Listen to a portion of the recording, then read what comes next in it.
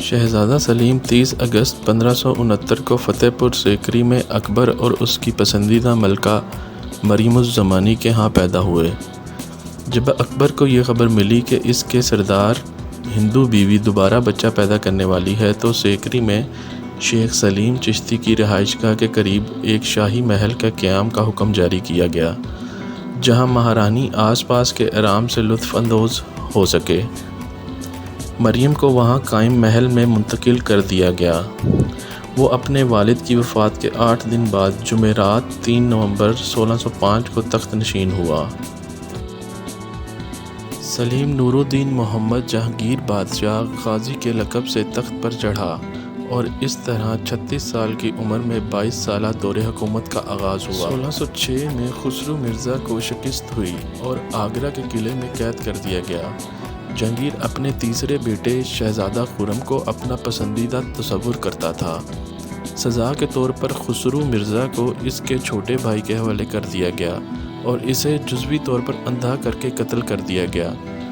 1622 میں جہانگیر نے اپنے بیٹے شہزادہ خرم کو احمد نگر، بیجال پور اور گولکنڈہ کے مشترکہ افواج کے خلاف لڑنے کے لیے بھیجا۔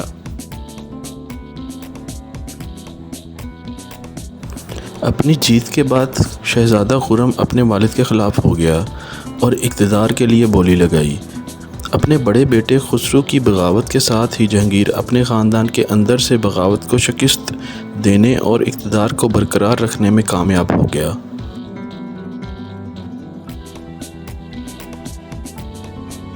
ایسٹ انڈیا کمپنی نے کنگ جیمز کو راضی کیا کہ وہ سر تھامس رو کو شاہی مہمان کے طور پر جہانگیر کے آگرہ کے دربار میں بھیجے۔ سر تھامس رو 3 سال آگرہ میں 1619 تک مقیم رہا۔ مغل دربار میں سر تھامس مبینہ طور پر جہانگیر کا پسندیدہ بن گیا۔ اس مشن کا فوری نتیجہ سورت میں ایسٹ انڈیا کمپنی کی فیکٹری کے لیے اجازت اور تحفظ حاصل کرنا تھا، جبکہ جہانگیر کی طرف سے کوئی بڑی تجارتی امارات قبول نہیں کی گئیں۔ شہنشاہ جہانگیر نے اپنے تحصیلدار خان عالم کو 800 سپاہیوں، کاتبوں اور عالموں کے ساتھ سونے اور چاندی سے سجے 10 صندوق کے ساتھ صفوی فارس بھیجا، تاکہ ایک مختصر تنازع کے بعد فارس کے عباس اول سے صلح کی بات چیت کی جا سکے۔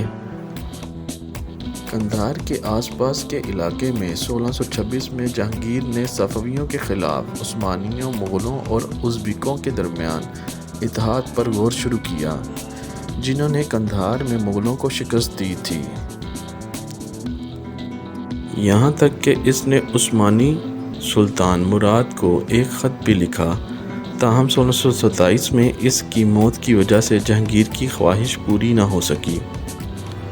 جہانگیر 12,000 کی فوج کے ساتھ کئی زبردست مقابلوں کے بعد پہنچا اور آخر کار بنڈیلا کو زیر کر لیا اور ویر سنگھ دیو کو ہتھیار ڈالنے کا حکم دیا۔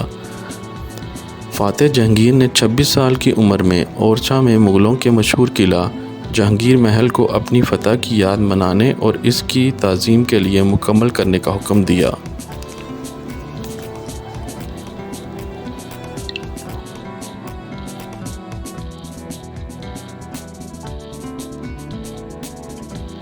اس کے بعد جہانگیر نے علی کلی خان کی کمان میں اپنی فوجیں جمع کیں اور کوچ بہار کے لکشمی نارائن سے لڑا۔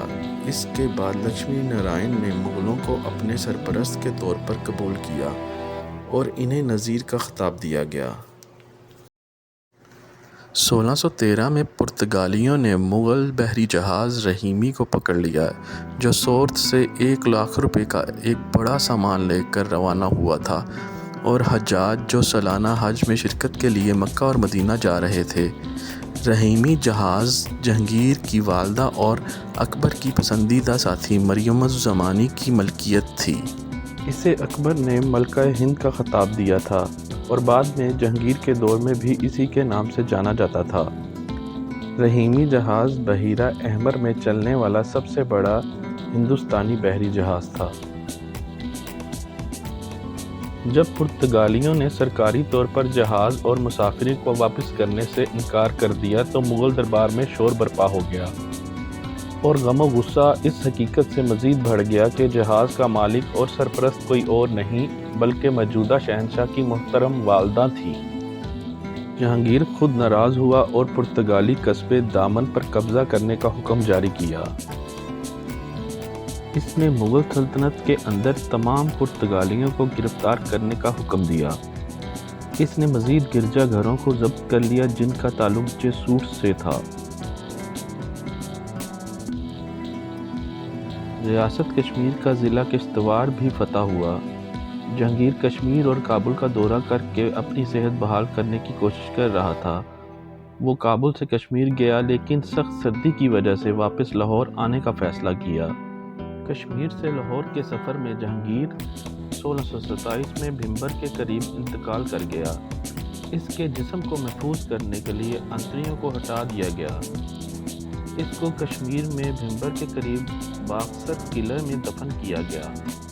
اس کے بعد لاش کو پالکی کے ذریعے لاہور پہنچایا گیا اور اس شہر کے نواحی علاقے شادرہ باغ میں سپرد خاک کیا گیا۔